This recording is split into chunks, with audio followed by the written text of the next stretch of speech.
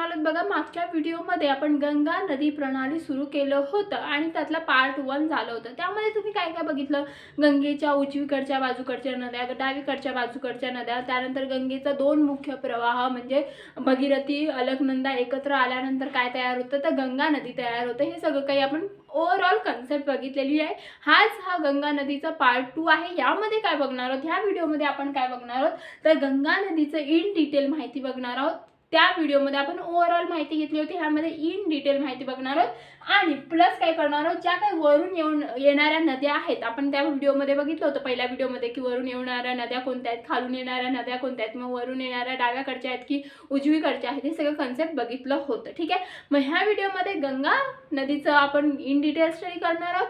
त्यानंतर बघा वरून जेवढ्या काही नद्या येतात ते इन डिटेल स्टडी करणार आहोत आणि नेक्स्ट व्हिडिओमध्ये खालून जेवढ्या काही नद्या येतात ते इन डिटेल स्टडी करणार आहोत। त्या प्रकारे आपण काय करणार आहोत, गंगा नदी प्रणाली संपवणार आहोत। चला मग सुरुवात करूया। बघा मागच्या व्हिडिओमध्ये बघितलं होतं की बघा भगीरथी एक म्हणजे गंगा नदी 2 मुख्य प्रवाहापासून तयार होते। पहिला प्रवाह जो फर्स्ट मुख्य प्रवाह कोणता आहे हो तर भगीरथी। भगीरथीचं उगम स्थान कुठं होतं, उत्तराखंड उत्तरकाशी जिल्ह्यामध्ये भगीरथी उगम पावते। ठीक आहे, लक्षात येते।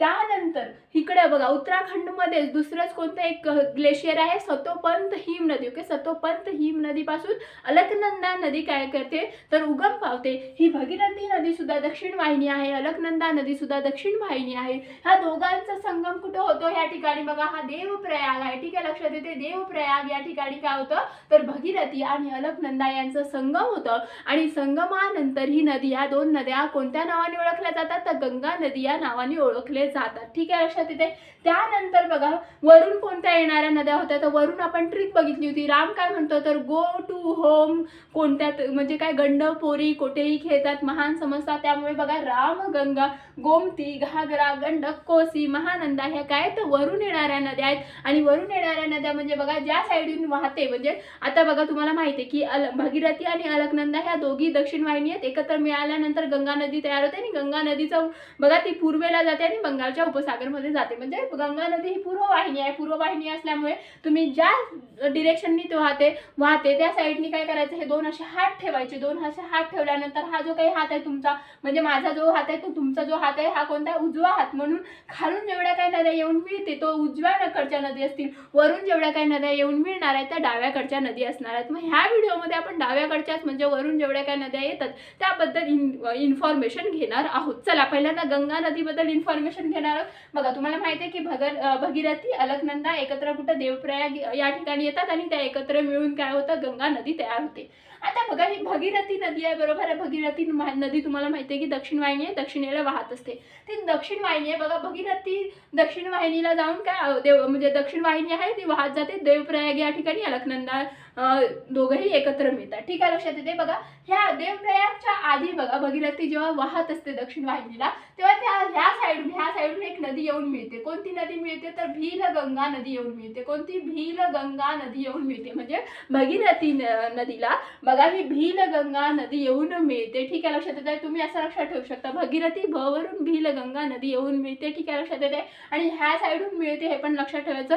पण ही भगीरथी नदीला भीलगंगा ज्या ठिकाणी येऊन मिळते ना तिथं टिहरी धरण बांधण्यात आलेलं आहे। कोणतं टिहरी धरण। ओके, टिहरी धरण बांधण्यात आलेलं आहे। तर ह्याची विशेषता काय आहे तर टिहरी धरण हे भारतातील सर्वात उंच धरण आहे। तुम्हाला जर विचारलं तर भारतातील सर्वात उंच धरण कोणतं आहे तर हे टिहरी धरण आहे। आणि टिहरी धरण भीलगंगा जिथे भगीरथीला मिळते त्या ठिकाणी बनवण्यात आलेलं आहे। आणि भीलगंगा कोणाची उपनदी आहे तर भगीरथी या नदीची उपनदी भीलगंगा आहे। मग भवरून लक्षात ठेवू शकता भगीरथी भीलगंगा आणि त्या ठिकाणी काय तर टिहरी डॅम आहे, टिहरी धरण आहे, भारतातील सर्वात उंच धरण। त्याची बघा उंची 270 मीटर, काही पुस्तकामध्ये 260 मीटर असते। मग तुम्ही असं ॲव्हरेज लक्षात ठेवू शकता की 260 ते 270 मीटर त्याची काय आहे तर उंची आहे। म्हणजे तुम्हाला कळालं की भगीरथी बघा उत्तराखंड उत्तरकाशी जिल्ह्यातून वाहते, उगम पावते। ठीक आहे, दक्षिण वाहिनी आहे, दक्षिणेला वाहत असताना तिला भीलगंगा नावाची नदी येऊन मिळते आणि भीलगंगा ज्या ठिकाणी मिळते तिथे टिहरी धरण बांधण्यात आलेलं आहे. टिहरी धरण हे भारतातील सर्वात उंच धरण आहे. That's it. इथपर्यंत प्रोसेस कळालं. त्यानंतर तर भिलगंगा जाते, ठीक आहे, लक्षात येते. इकडून कोणता अलकनंदा येत आहे. तुम्हाला माहिती आहे की उत्तराखंडमध्ये अलकनंदा नदीला जिथे नद्या येऊन मिळतात तिथे अशा प्रकारे काय टोटल 5 प्रयाग तयार झालेले आहेत. धौलीगंगा ज्या ठिकाणी येऊन मिळते तिथे विष्णू प्रयाग तयार झालेले आहे. नंदाकिनी जिथे मिळते तिथे काय नंदप्रयाग. त्यानंतर बघा इकडून कोणती अजून पिंडारी जिथे येऊन मिळते तिथे कर्णप्रयाग. मंदाकिनी जिथे येऊन मिळते तिथे रुद्रप्रयाग आणि जिथं भगीरथी येऊन मिळते तिथे काय देवप्रयाग. अशा प्रकारे काय 5 प्रयाग तयार झालेले आहेत. आणि हे दोन जेव्हा भगीरथी आणि अलकनंदा एकत्र येतात देवप्रयाग पासून मग गंगा नदी तयार होते. गंगा नदी बघा पूर्वेला वाहत जाते, ठीक आहे, लक्षात येते. आणि पूर्वेला वाहत जाताना तिला काही नद्या वरून येऊन मिळतात, काही नद्या खालून येऊन मिळतात. खालून कोणत्या 3 लक्षात ठेवायच्या होत्या. यमुना लक्षात ठेवायची तुम्हाला, अजून सोन लक्षात ठेवायची, अजून कोणती फाल्गू लक्षात ठेवायची. ओके, फाल्गू लक्षात ठेवायची.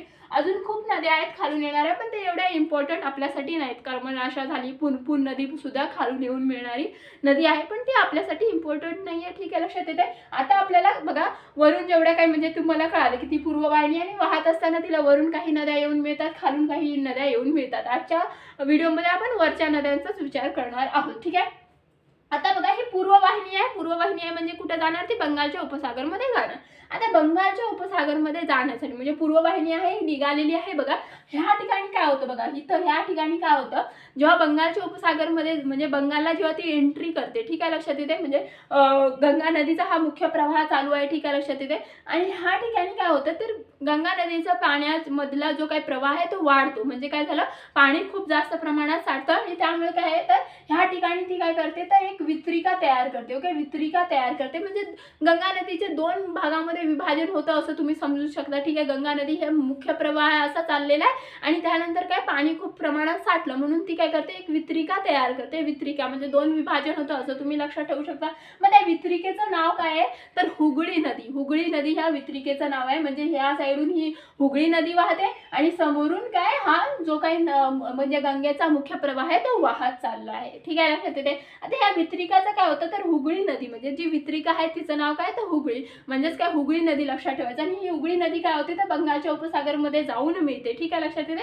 बंगालच्या उपसागरमध्ये जाऊन मिळते. आणि ह्या हुगळीलाच काय हुगळीची मेन जी उपनदी आहे इम्पॉर्टंट ती दामोदर. बघा दामोदर आहे, बघा तुम्हाला दिसते की हुगळीला येऊन कोण मिळत आहे तर दामोदर. म्हणजे तुम्हाला जर विचारलं की दामोदर ही कोणाची उपनदी आहे तर हुगळी नदीची उपनदी आहे. आणि हुगळी काय आहे तर गंगेचं एक वितरिका आहे. म्हणजे गंगेची एक वितरिका आहे. बघा गंगे नदीमध्ये समजा इथं सगळं खूप प्रमाणात पाणी साठले त्यामुळे काय होतं तर एक वितरिका तयार होते. कोणती वितरिका आहे तिचं नाव काय तर हुगळी नदी आहे, ठीक आहे, लक्षात येते. आणि हा जो मेन प्रवाह आहे म्हणजे मेन प्रवाह मुख्य प्रवाह तर पुढे चाललेला आहे आणि एक वितरिका इकडे ह्या साईडला म्हणजे 2 विभाजन झालेलं आहे असं तुम्ही म्हणू शकता. आणि ह्या हुगळी नदीला म्हणजेच काय जी काही वितरिका आहे ती काय करते बंगालच्या ह्या साईडला जाऊन बंगालच्या उपसागरमध्ये जाऊन मिळते. आणि हुगळी नदीला बघा दामोदर नदी येऊन मिळत आहे. ओके, दामोदर नदी येऊन मिळत आहे. मग तुम्हाला जर विचारलं की दामोदर नदी ही कोणाची उपनदी आहे तर हुगळी नदीची उपनदी आहे. आता हे दामोदरची एवढी विशेषता का लक्षात ठेवायचं बघा, हे जसं म्हणजे बघा पश्चिम बंगाल तुम्हाला माहिती आहे, ठीक आहे, लक्षात येते. पश्चिम बंगालची दुःखाश्रू होती. म्हणजे यामुळे काय व्हायचं या दामोदर नदीमुळे खूप साऱ्या प्रमाणात पूर यायचा पश्चिम बंगालमध्ये दरवर्षी. त्यामुळे हिला काय समजलं जायचं तर दामोदरला पश्चिम बंगालची दुःखाश्रू समजलं जायचं. त्यानंतर दामोदरवर खूप सारे प्रोजेक्ट तयार झाले मग त्यामुळे आता दुःखाश्रू नाही येतील, पण आधी समजलं जायचं दामोदरला पश्चिम बंगालची काय समजलं जायचं तर दुःखाश्रू समजलं जायचं. म्हणजे गंगा नदी बघा वितरिका कुठे तयार करते पश्चिम बंगालमध्ये वितरिका तयार करते. पश्चिम बंगालला एंट्री केल्यानंतर खूप प्रमाणात काय होतं तर पाणी साचतं आणि त्यामुळे तिला काय वितरिका तयार करावी लागते. मग वितरिकाचं नाव काय तर हुगळी नदी, ठीक आहे, लक्षात येते. आणि मुख्य प्रवाह पुढे चाललेला आहे, ठीक आहे, लक्षात येते. मग हुगळी नदी जी काय हुगळी नदी आहे ती काय करते बंगालच्या उपसागरमध्ये जाऊन मिळते. आणि ह्या हुगळी नदीला बघा हुगळी नदीला कोण येऊन मिळणार आहे दामोदर येऊन मिळणार आहे. ही हुगळी नदी बंगालच्या उपसागरमध्ये जाऊन मिळते आणि त्याच्या आधी कोण मिळालेली आहे हुगळी नदीला तर दामोदर नदी मिळालेली आहे. आता ह्या मुख्य प्रवाहाचं काय झालं बघा, गंगा इथून स्टार्ट होत आहे आणि हा मुख्य प्रवाह बांगलादेशमध्ये एंट्री करतो. तुम्हाला माहिती आहे आपल्या इंडियाच्या मॅपमध्ये शेजारी किती आहे तर 7 आपले काय शेजारी देश आहे, ठीक आहे, लक्षात येते. तुम्हाला माहिती आहे इथं पश्चिम बंगाल आहे आणि इकडे बांगलादेश वगैरे सुरू होतो, बरोबर आहे. मग ही जी वितरिका आहे ती बघा जाते कुठे, बंगालच्या उपसागरमध्ये जाऊन मिळते आणि ही मुख्य हा जो गंगेचा मुख्य प्रवाह आहे तो बांगलादेशमध्ये जातो. ओके, ठीक आहे, लक्षात येते.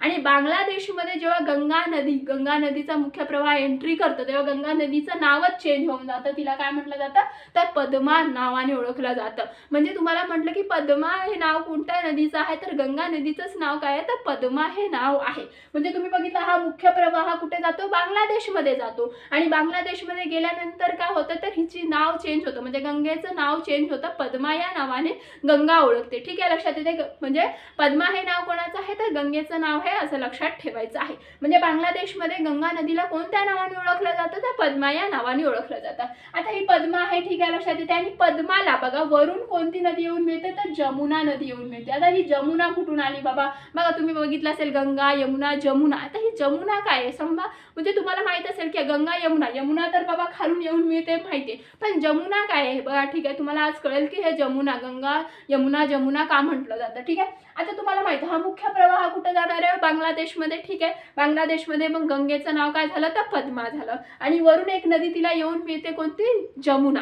आता ही जमुना काय तुम्हाला माहिती आहे, ब्रह्मपुत्रा नदी तुम्ही याआधी ऐकलं असेल. ब्रह्मपुत्रा नदी प्रणाली आपला झालेला नाही पण तुम्ही लक्षात ठेवा ब्रह्मपुत्रा नदी जसं गंगा बांगलादेशमध्ये एंट्री करते तेव्हा तिचं नाव काय बदलतं पद्मा हे नाव होऊन जातं. तसंच ब्रह्मपुत्रावरून येत असते आणि ती बांगलादेशमध्ये एंट्री केल्यानंतर तिचं नाव काय होऊन जातं जमुना होऊन जातं. मग हे पद्मा आणि जमुना ह्या एकत्र येतात. ओके, एकत्र येतात आणि पद्मा आणि जमुनामध्ये म्हणजे बांगलादेशमध्ये पद्मा आणि जमुना एकत्र येतात. मग ह्या दोघांमध्ये भांडण होतं की म्हणजे जर समजा दोन नदी एकत्र आल्या, ठीक आहे, मग पुढे यांचं नाव काय ठेवायचं यावरून भांडण होतं. म्हणून पद्मा पण नाव नाही ठेवत, जमुना पण नाव नाही ठेवत आणि मेघना नाव ठेवला जातो. काय मेघना या नावाने ओळखलं जातात. म्हणजे पद्मा म्हणजे काय गंगा नदी, बांगलादेशमध्ये एंट्री केल्यावर गंगेचं नाव काय आहे तर पद्मा आणि ब्रह्मपुत्रा सुद्धा बांगलादेशमध्ये एंट्री करते तेव्हा तिचं नाव काय होतं तर जमुना. मग पद्मा आणि जमुना एकत्र येतात मग त्या दोघांचं नाव काय होतं मेघना. म्हणजे पद्मा पण नाव नाही ठेवत, जमुना पण नाव नाही ठेवत, मेघना नाव ठेवतं. मग गंगा आणि गंगा म्हणजे तुम्हाला कळालं का पहिल्यांदा पद्मा त्यानंतर जमुना वरून आली म्हणजे ब्रह्मपुत्रावरून आली. ठीक आहे, लक्षात येते, एकत्र मिळतात आणि नाव काय येतं मेघना. मग गंगा नदी शेवटी मेघना या नावाने बंगालच्या उपसागरमध्ये जाते. म्हणजे बांगलादेशमध्ये तुम्हाला माहिती आहे की पद्मा आणि जमुना एकत्र आल्या त्यानंतर मेघना या नावाने ओळखलं जातं आणि मेघना नदी पुढे जाऊन काय होते तर बंगालच्या उपसागरमध्ये जाऊन मिळते. ठीक आहे, लक्षात येते. पुन्हा मी समजावते बघा. भगीरथी म्हणजे काय, भगीरथीचं उगमस्थान कुठे आहे गंगोत्रीमध्ये आहे. ठीक आहे, लक्षात येते. उत्तराखंड उत्तरकाशी जिल्ह्यात गंगोत्री हिमनदीपासून कोणत्या नदीचा उगमस्थान आहे भगीरथी नदीचा उगमस्थान आहे. भगीरथी दक्षिण वाहिनी आहे, दक्षिणेला वाहत असताना तिला भीलगंगा नावाची नदी येऊन मिळते. भीलगंगा ज्या ठिकाणी येऊन मिळते तिथं टिहरी धरण तयार झालेलं आहे. टिहरी धरण भारतातील सर्वात उंच धरण आहे. 260 ते 270 किलोमीटर आहे. किलोमीटर म्हणते मीटर आहे त्याची उंची. ठीक आहे, लक्षात येते. त्यानंतर बघा उत्तराखंडमध्ये सतोपंत काय हिमनदी आहे, तिथून कोणती नदी वाहते उगम पावते अलकनंदा. मग भगीरथी आणि अलकनंदा एकत्र येतात. ठीक आहे, लक्षात येते. कोणत्या ठिकाणी एकत्र येतात देवप्रयाग या ठिकाणी एकत्र येतात आणि त्यानंतर गंगा नदी म्हणजे या नावाने ओळखायला लागतं. हे भगीरथी आणि अलकनंदा एकत्र आल्यानंतर गंगा नदीला स्वतःचं नाव प्राप्त होतं. मग गंगा पूर्वेला वाहत असते. ठीक आहे, लक्षात येते. पश्चिम बंगालमध्ये खूप प्रमाणात तिच्यात पाणी साठतं किंवा प्रवाहामध्ये पाणी साचतं त्यामुळे ती वितरिका तयार करते. वितरिकाचं नाव काय तर हुगळी नदी. हुगळी नदीला अजून एक नदी येऊन मिळते दामोदर, म्हणून दामोदर ही हुगळी नदीची उपनदी आहे. हुगळी नदी सुद्धा वाहत जाऊन काय बंगालच्या उपसागरमध्ये जाऊन मिळते आणि जो काही मुख्य प्रवाह असतो जो काही मुख्य प्रवाह ही वितरिका आहे आणि हा मुख्य प्रवाह आहे. ठीक आहे, लक्षात येते. मग मुख्य प्रवाह जो काही आहे तो बांगलादेशमध्ये एंट्री करतो. गंगेचा मुख्य प्रवाह बांगलादेशमध्ये एंट्री केल्यानंतर गंगेचं नाव पद्मा होऊन जातं. मग बांगलादेशमध्ये दुसरी एक नदी येत असते कोणती ब्रह्मपुत्रा. ब्रह्मपुत्राचं नाव बांगलादेशमध्ये जमुना होऊन जातं. मग पद्मा आणि जमुना एकत्र येतात. कोणत्या नावाने ओळखल्या जातात मेघना या नावाने आणि मेघना या नावानेच ती काय होते गंगा नदी काय होते तर म्हणजे बंगालच्या उपसागरमध्ये जाऊन मिळते. मग तुम्हाला जर क्वेश्चन विचारलं की मेघना या नावाने कोणती नदी बंगालच्या उपसागरमध्ये जाऊन मिळते तर गंगा नदी मेघना या नावाने शेवटी काय होते तर बंगालच्या उपसागरमध्ये जाऊन मिळते. तुम्ही बघितलं की भगीरथी अलकनंदा त्यानंतर गंगा नाव प्राप्त होतं, त्यानंतर बांगलादेशमध्ये पद्मा प्राप्त होतं आणि त्यानंतर पुन्हा काय होतं तर मेघना नाव प्राप्त होतं. म्हणजे मेघना नाव कोणाचंच आहे, गंगेचंच आहे. पद्मा नाव कोणाचं आहे, गंगेचंच आहे. त्यानंतर भगीरथी आणि अलकनंदा एकत्र आलेले आहेत, म्हणजे हा दोन मुख्य प्रवाह पण कोणाचा आहे, गंगेचाच आहे. तुम्हाला कन्सेप्ट कळाली आता, ठीक आहे. म्हणजे तिचा प्रवाह कळाला, पूर्व वाहिनी आहे ते कळालं. आता गंगेच्या मेन पॉईंटवर जाऊया, ठीक आहे. आता बघा, तुम्हाला जर विचारलं, एवढं सगळं आपण गंगेचं बघितलं, आता मेन पॉईंट आपण बघूया जे क्वेश्चन येऊ शकतात, ठीक आहे. लक्षात येते, तुम्हाला जर विचारलं की भारतातील सर्वात लांब नदी कोणती, तर ही आपली गंगा नदी आहे. तुम्हाला माहिती आहे गंगा नदीला पवित्र नदी सुद्धा मानलं जातं आणि सर्वात लांब नदी सुद्धा कोणती आहे, तर गंगा नदीच आहे. आता लांब आहे तर तुम्हाला लांबी पण माहिती असायला पाहिजे, त्याची लांबी पण लक्षात ठेवणं खूप सोपं आहे. 25 म्हणजेच काय, 2525 किलोमीटर ही त्याची लांबी आहे. एवढं सगळं पूर्ण लांबी किती आहे, तर 2525 किलोमीटर, ठीक आहे. आता ही किती राज्यातून जाते हो, तर मला क्वेश्चन येऊ शकतो किती राज्यातून. बघा, उत्तराखंड भगीरथी उगम पावते, ठीक आहे. लक्षात येते. त्यानंतर अलकनंदा सुद्धा उत्तराखंड पासून उगम पावते. मग पहिल्यांदा उत्तराखंड येणार, ठीक आहे. त्यानंतर बघा, हे रामगंगा आणि गोमती आहेत त्या यूपी मध्ये येऊन मिळतात गंगेला, म्हणजे यूपी मध्ये जाते. बघा, उत्तराखंड, त्यानंतर यूपी, नंतर बिहार. यूपी असलं तर बिहार असणारच, ठीक आहे. बिहार, त्यानंतर बिहार पासून वेगळं काय झालेलं आहे, झारखंड पण आहे आणि पश्चिम बंगाल. टोटल 5 राज्यातून ती वाहते. किती सोपं आहे लक्षात ठेवणं. उत्तराखंड उगमस्थान आहे. उत्तराखंड सारखं अजून कोणतं नाव आहे, उत्तर प्रदेश. मग उत्तर प्रदेशमध्ये आहे, उत्तर प्रदेश असलं तर बिहार असणारच, म्हणून बिहारमध्ये पण वाहते. आता बिहार पासून झारखंड वेगळं झाले तर झारखंड पण असणार, म्हणून झारखंड आणि कोणतं, तर पश्चिम बंगाल. अशा टोटल 5 राज्यातून काय होते, तर गंगेचा मेन प्रवाह वाहतो, ठीक आहे. लक्षात येते. आणि त्यानंतर बघा, म्हणजे हा कन्सेप्ट कळाली की टोटल किती, 5 राज्यातून वाहते. कोणतं, उत्तराखंड, यूपी, बिहार, झारखंड आणि पश्चिम बंगाल. त्यानंतर बघा की नदी खोरे किती राज्यात पसरले आहेत. तर नदी खोरे म्हणजे काय हो, तर सगळ्या उपनद्या कुठून येतात वगैरे हे सगळ्यांचा विचार केला जातो. कोणत्या क्षेत्रातून, म्हणजे बघा, रामगंगा कुठून आलेली, गोमती कुठून आले, सगळ्या क्षेत्रांचा विचार केला जातो, ठीक आहे. लक्षात येते. पूर्ण उपनद्यांचा पण विचार केला जातो, ठीक आहे. मग हे पूर्ण नदी खोरं कुठपर्यंत पसरलेलं आहे किंवा किती राज्यात पसरलेलं आहे, तर 10 राज्यात पसरलेलं आहे. बघा, मेन प्रवाह 5 राज्यात, आणि जर तुम्हाला विचारलं की नदी खोरे कोणत्या किती राज्यात पसरले, तर 10 राज्यात पसरलेले आहे. त्यानंतर किती टक्के भाग व्यापते, म्हणजे हे नदी खोरे भारताचा क्षेत्रफळापैकी किती टक्के भाग व्यापते आहे, तर 27% भाग व्यापत आहे. म्हणजे नदी खोरे पूर्ण, म्हणजे भारताचा क्षेत्रफळाचा जर विचार केला तर टोटल 27% भाग ह्या नदी खोरेनेच व्यापलेला आहे. 27% भाग, ठीक आहे. लक्षात येते. त्यानंतर ही आंतरराष्ट्रीय नदी आहे. ऑफकोर्स आंतरराष्ट्रीय नदी आहे. बघा, भारतामध्ये तिचं उगमस्थान आहे आणि त्यानंतर ती बांगलादेशमध्ये जाते.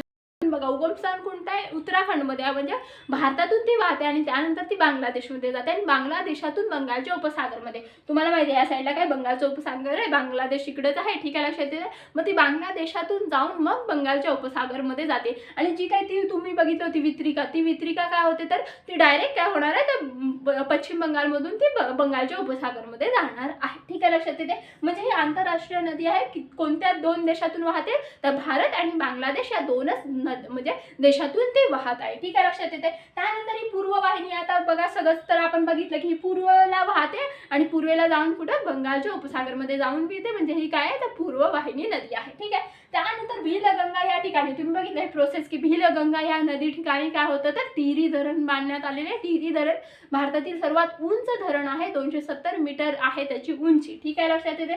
त्यानंतर आता काय, हे सगळं आपण काय बघितलं, तर गंगेबद्दल इन्फॉर्मेशन बघितलं, इन डिटेल बघितलं, सगळं प्रोसेस बघितलं, ठीक आहे. आता काय करणार आहोत, आता 2 अजून स्टेप राहिलेले. एक तर आपण वरून जेवढ्या काही नद्या येऊन मिळतात, म्हणजे डावीकडून येणाऱ्या नद्यांची इन्फॉर्मेशन घेणं आणि खालून म्हणजेच काय उजवीकडून जेवढ्या काही नद्या येऊन मिळतात त्यांची इन्फॉर्मेशन घेणं. आज आपण जेवढ्या काही वरून येणाऱ्या नद्या आहेत त्यांची इन्फॉर्मेशन घेणार आहोत, जेवढं आपल्याला इम्पॉर्टंट आहे तेवढंच. आता पहिल्यांदा रामगंगा येऊन मिळते. बघा, वरून येणारी पहिली नदी कोणती आहे, तर रामगंगा. रामगंगाबद्दल एवढंच तुम्हाला लक्षात ठेवायचं आहे की रामगंगा गंगा नदीला कोणत्या ठिकाणी येऊन मिळते. तर बघा, हे बघा रामगंगा आहे. रामगंगा ही नदी बघा गंगेला यूपी मध्ये कन्नौज हे ठिकाण आहे, कन्नौज, ओके, कन्नौज या ठिकाणी ते येऊन मिळते. म्हणजे रामगंगा आहे, ठीक आहे. लक्षात येते. रामगंगा ही नदी बघा कुठे येऊन मिळते आहे, तर रामगंगा ही नदी कन्नौज, यूपी मध्ये कन्नौज या ठिकाणी गंगेला येऊन मिळत आहे, ठीक आहे. आता लक्षात कसं ठेवायचं, तर रामगंगावरून राम कॅप्चर करायचं. तुमच्या कानामध्ये कुठून तरी खूप दुरून राम राम राम राम राम हा जप ऐकायला येत आहे असं तुम्ही इमॅजिन करा. तुमचे कान वाजताय, ठीक आहे, राम राम राम राम, कुणीतरी जप करत असेल आणि खूप लांबून तुम्हाला तुमच्या कानात काय ऐकायला येते, राम राम राम राम राम राम राम राम, जय राम जय राम जय राम जय जय जय राम जय राम, असं ऐकायला येते. मग तुम्ही असं लक्षात ठेवू शकता की रामगंगावरून लक्षात ठेवू शकता की राम हे तुम्हाला तुमच्या कानात ऐकायला येते. यावरून कानावरून काय कन्नौज लक्षात ठेवू शकता, आणि कन्नौज कुठे आहे, यूपी मध्ये आहे, यावरून तुम्ही लक्षात ठेवू शकता. त्यानंतर गोमती आहे बघा. गोमती, आता गोमतीचं पण तुम्हाला एवढंच लक्षात ठेवायचं की गोमती ही नदी कोणत्या ठिकाणी गंगेला येऊन मिळते, तर कोणत्या ठिकाणी, गाझीपूर यूपी मध्ये येऊन मिळते बघा. यूपी मध्ये गाझीपूर या ठिकाणी ती येऊन मिळते. मग तुम्ही किती सोप्या लक्षात ठेवणार, गोमती ग वरून स्टार्ट आहे, ग वरून गाझीपूर लक्षात ठेवायचं, आणि ते पण यूपी मध्ये आहे. मग तुम्ही बघितलं की रामगंगा सुद्धा यूपी मध्ये येऊन मिळते, त्यानंतर गोमती सुद्धा यूपी मध्ये येऊन मिळते. मग गोमती पर्यंत काय आहे, तिचा प्रवाह यूपी पर्यंत आहे असं लक्षात ठेवू शकता, ठीक आहे, लक्षात येते. त्यानंतर नेक्स्ट कोणती आहे, घागरा नदी आहे. घागरा नदीची थोडीफार अजून तुम्हाला इन्फॉर्मेशन घ्यायची आहे बघा. घागरा नदी आहे ती नेपाळपासून उगम पावते, ठीक आहे, लक्षात येते. मोस्टली पुढच्या नद्या सगळ्या नेपाळपासून उगम पावतात, ओके. नेपाळपासून उगम पावते. ही घागरा नदी आहे ना, 2 नद्यांपासून बनलेली आहे, म्हणजे 2 प्रवाह एकत्र आल्यानंतर घागरा नदी बनलेली आहे. कोणते 2 प्रवाह बघा, शारदा आणि घागरा एकत्र आल्यावर तिला घागरा हे नाव पडतं, म्हणजे शारदा नदी आणि घागरा नदी एकत्र येतात, संगम होतो आणि तिला घागरा नदी नाव पडतं, ठीक आहे, लक्षात येते. म्हणजे 2 कोणत्या नदीपासून घागरा नदी बनलेली, एक शारदा आणि घागरा नदीपासून काय घागरा नदी बनलेली आहे असं लक्षात ठेवायचं. तिचं उगम स्थान कुठे, नेपाळमधून ती उगम पावते, ठीक आहे, लक्षात येते. त्यानंतर नेपाळमध्ये ह्या घागरा नदीला कर्नाली या नावाने ओळखलं जातं. कोणत्या नदी, म्हणजे कोणत्या नावाने ओळखलं जातं, कर्नाली नदी. बघा, पहिल्यांदा घागरा 2 नदी प्रवाहापासून बनलेली, एक शारदा आणि एक घागरा, ठीक आहे. त्यानंतर ती घागरा नदीने ओळखली जाते, ठीक आहे. पण नेपाळमध्ये तिला कोणत्या नावाने ओळखलं जातं, कर्नाली या नावाने. घागरा इंडियामध्ये ओळखलं जातं आणि नेपाळमध्ये कोणत्या नावाने ओळखलं जातं, तिला कर्नाली या नावाने ओळखलं जातं. आणि बघा, हे तुम्ही वरून कोणत्या येणाऱ्या नद्या आहेत, रामगंगा, गोमती, त्यानंतर घागरा, गंडक, कोसी आणि महानंदा. जर वरून येणाऱ्या जेवढ्या नद्यांचा विचार केला, फक्त वरून येणाऱ्या नद्यांचा, म्हणजे डावीकडून जेवढ्या काही गंगेला येऊन मिळत आहेत नद्या, ठीक आहे, त्यातली सर्वात लांब नदी कोणती आहे, लांब उपनदी कोणती आहे गंगेची, म्हणजे सर्वात वरची, वरून जेवढ्या काही नद्या येऊन मिळत आहेत ना, त्यातली सर्वात लांब नदी कोणती आहे, तर ही घागराच नदी आहे. म्हणजे वरून येणाऱ्या, म्हणजे डावीकडून येणाऱ्या नद्यांमध्ये तुम्हाला जर विचारलं की कोणती सर्वात लांब नदी आहे, तर ती घागरा नदी आहे. घागराचं लक्षात आलं, काय काय लक्षात ठेवायचंय, घागरा बघा, लक्षात ठेवायचंय.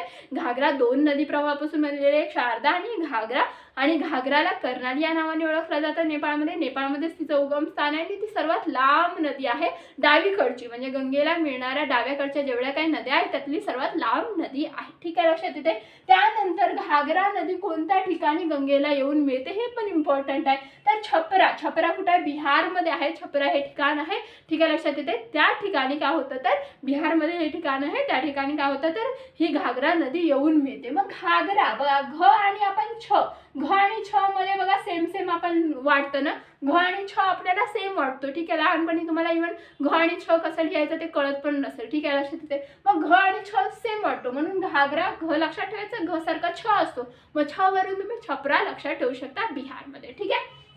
त्यानंतर बघा हे झालं घागराचं. त्यानंतर कोणती नदी आहे, गंडकचं तुम्हाला एवढं लक्षात ठेवायचं की गंडक सुद्धा काय नेपाळमधून उगम पावते, ठीक आहे. आणि गंडक कोणत्या ठिकाणी येऊन मिळते, तर सोनपूर बिहारमध्ये ती काय होते, तर गंगेला येऊन मिळते. कोणत्या ठिकाणी, सोनपूर बिहार या ठिकाणी, ओके, सोनपूर बिहार या ठिकाणी, म्हणजे सोनपूर कुठे आहे, बिहारमध्ये आहे.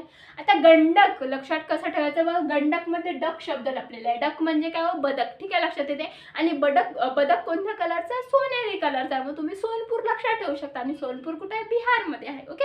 मग गंडक कोणत्या ठिकाणी येऊन मिळते, तर सोनपूर या ठिकाणी मिळते, ओके. त्यानंतर कोसी तर बाबा खूप इम्पॉर्टंट नदी आहे, तुम्ही कोसी खूप वेळा ऐकलेलं असेल. कोसीला बिहारची दुःखाश्रू म्हणतात. का बरं दुःखाश्रू म्हणतात, ही बिहारची दुःखाश्रू काय, दरवर्षी या कोसी नदी काय करते, आपला मार्ग चेंज करते आणि त्यामुळे दरवर्षी बिहारमध्ये पूर येतं आणि त्यामुळे खूप प्रमाणात नुकसान होतं, ठीक आहे, लक्षात येते. त्यामुळे बिहारला काय म्हटलं जातं, तर बिहारला म्हणते कोसीला काय म्हटलं जातं तर बिहारची दुःखाश्रू म्हटलं जातं. ओके, मग कोसीला दुःखाश्रू का म्हटलं जातं तुम्हाला कळालं. ती मार्ग बदलते सारखं सारखं आणि मार्ग बदलल्यामुळे ती पूर घेऊन येते आणि पूर घेऊन आल्यामुळे नुकसान होतं बिहारमध्ये. मग म्हणून कोसीला काय म्हटलं जातं तर बिहारची दुःखाश्रू म्हटलं जातं. जसं तुम्ही बघितलं की दामोदरला पश्चिम बंगालची दुःखाश्रू म्हटलं जायचं, पण तिथे प्रोजेक्ट वगैरे तयार झाल्यामुळे ती आता पूर वगैरे येत नाही दरवर्षी, मग त्यामुळे ती काही दुःखाश्रू राहिलेली नाहीये. मग दामोदर बघा पश्चिम बंगालची दुःखाश्रू आणि कोसी आहे ते बिहारची दुःखाश्रू आहे. आता कोसीबद्दल इन्फॉर्मेशन घेऊया. आता कोसी तुम्ही बघितलं की घागरा आहे ते 2 प्रवाहापासून एकत्र येऊन मिळतं, पण हे कोसीचं वेगळंच आहे बघा. कोसी असे 7 नद्या एकत्र आल्यानंतर काय होतं तर कोसी तयार होते. किती 7 नद्यांचा प्रवाह एकत्र आल्यावर काय बनतं तर कोसी. म्हणून नेपाळपासूनच तिचं उगमस्थान आहे बघा. तुम्ही बघितलं का घागराचं पण नेपाळपासून उगमस्थान आहे, गंडक पण नेपाळमधून उगम पावते, कोसी पण नेपाळमधून उगम पावते. ठीक आहे, म्हणून हिला नेपाळमध्ये सप्तकोशी या नावाने ओळखलं जातं. सप्त म्हणजे काय 7 आणि बघा कोशी, सप्तकोशी काय नावाने कारण 7 प्रवाह एकत्र आल्यावर काय होते कोसी नदी तयार होते.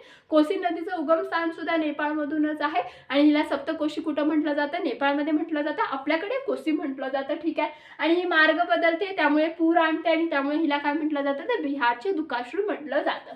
ओके, आता ही कोसी नदी कोणत्या ठिकाणी येऊन मिळते बाबा गंगेला हे पण तुम्हाला माहित असायला पाहिजे. कोसी कोणत्या ठिकाणी येऊन मिळते तर कुर्सेला. ओके, कुर्सेला या ठिकाणी येऊन मिळते. काय कुर्सेला बघा, कुर्सेला या ठिकाणी काय होतं तर कोसी नदी म्हणजे गंगेला येऊन मिळते. आता कुर्सेला बघा, कोसी क वरून कुर्सेला, कोसी क वरून कुर्सेला. आणि कुर्सेला कोणत्या जिल्ह्यात आहे बिहारमध्येच आहे, बिहार राज्यामध्येच आहे, पण कठियार या जिल्ह्यामध्ये आहे. तर भागलपूर चुकून झालं असेल पण कठियार आहे. ओके, कठियार. ओके, कठियार म्हणजे कठियार लक्षात ठेवायचं. कठियार कुठे आहे बिहारमध्येच आहे, बिहारमधला एक जिल्हा आहे. ठीक आहे, लक्षात येते आणि बिहार राज्यामध्ये आहे हे लक्षात ठेवायचं. बघा कोसी कोणत्या ठिकाणी येऊन मिळते गंगेला कोसी क वरून कुर्सेला लक्षात ठेवायचं आणि क वरून कठियार लक्षात ठेवायचं आणि बिहारमध्ये आहे हे सगळं तुम्हाला लक्षात ठेवायचं आहे. ओके, त्यानंतर हे फरक्का डॅम आणि बॅरेज काय आहे बघा तुम्हाला इथं सांगायचं राहिलेलं आहे. बघा हे बघा तुम्हाला आता प्रोसेस सगळं सांगते. ठीक आहे, बघा